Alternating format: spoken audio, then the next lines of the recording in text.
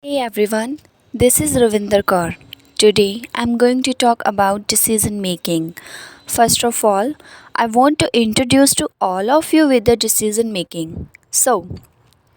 Decision making is an integral part of modern management.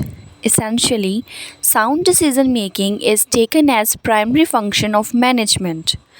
Decisions play important roles as they determine both organizational and managing activities.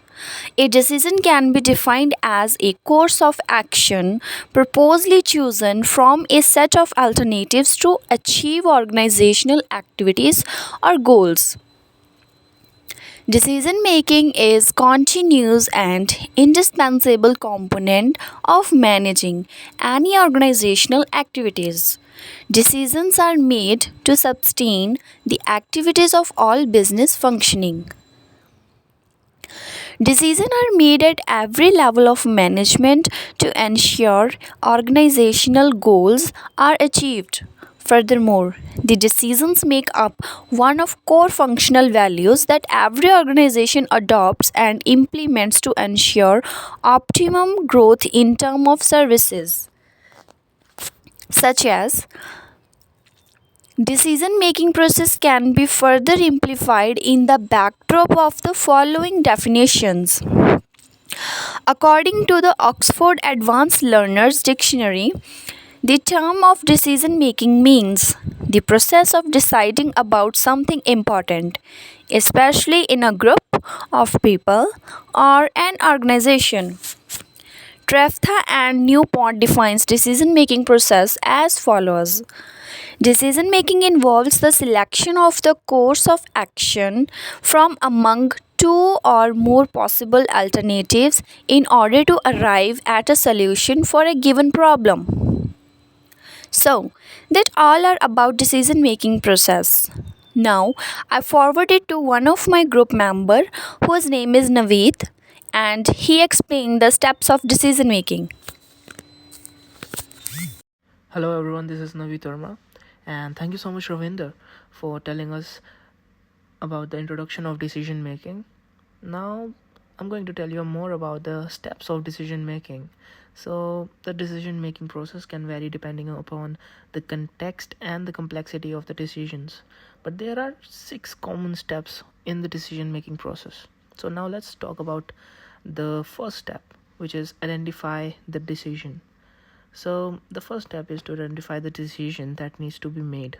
This could be a problem that needs to be solved, an opportunity that needs to be pursued, or a choice between different options. Let's go on to the second step, which is gather information. Once the decision has been identified, gather as much information as possible about the options, alternatives, risks, and benefits associated with each choice. This might involve research, consultation with experts, or collecting data and feedback.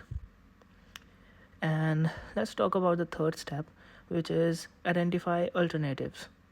Based on the information gathered, identify the different options or alternatives available for the decision. This could involve brainstorming or evaluating the pros and cons of each option. That's it. And now let's talk about the steps of now let's talk about the fourth step, which is evaluate alternatives. Once the alternatives have been identified, evaluate each option against the criteria that are most important for the decision. This could be involving watching the pros and cons, assessing the risks and benefits, or considering the potential outcomes. Yeah, and the fifth step of decision making process is to make a decision now. Based on the evaluation of alternatives, make a decision about which option to choose. It is very important.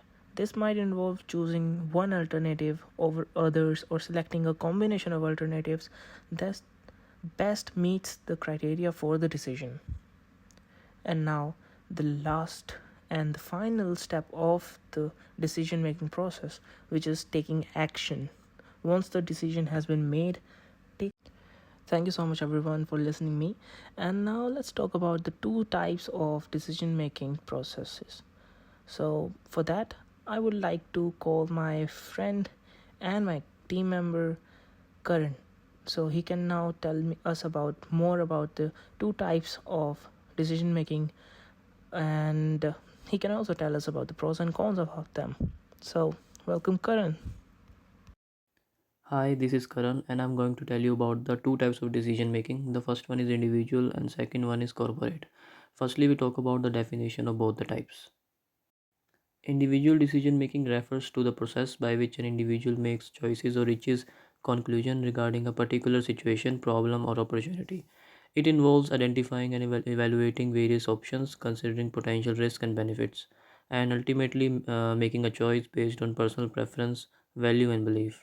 On the other hand, corporate decision making refers to the process by which a group of individuals within a business or organization make decisions that affect the overall direction, strategy, and operation of the company.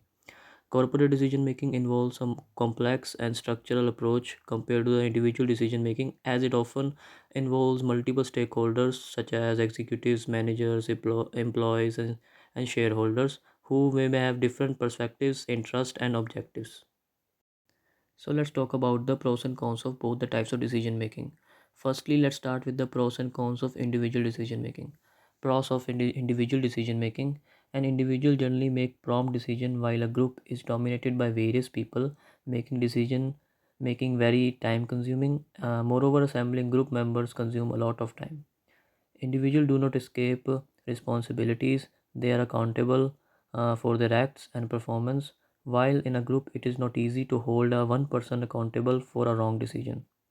Individual decision making saves times, money, and energy as individuals make prompt and logical decisions generally, while group decision making involves a lot of time, money, and energy.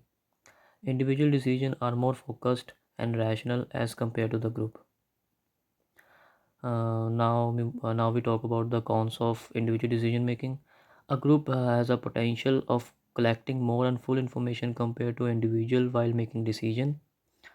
Secondly, an individual while making any decision uses his own institution and views, while a group has many members, so many views and many approaches, hence better decision making.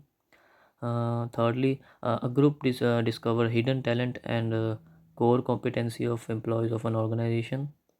Uh, an individual will not take into consideration every member interest, while a group will take into account interest of all members of the organization. While moving further, now we talk about the pros and cons of corporate decision making. Pros of corporate decision making. Firstly is expertise. Corporate decision making involves pooling the expertise of individuals from diverse backgrounds and specialties. This means that the wide range of perspectives are brought to the decision making process, which can help to generate creative and innovative solutions. Secondly, efficiency. Corporate decision making process are usually designed to be efficient and streamlined, enabling companies to make important decisions quickly and decisively. Third is accountability.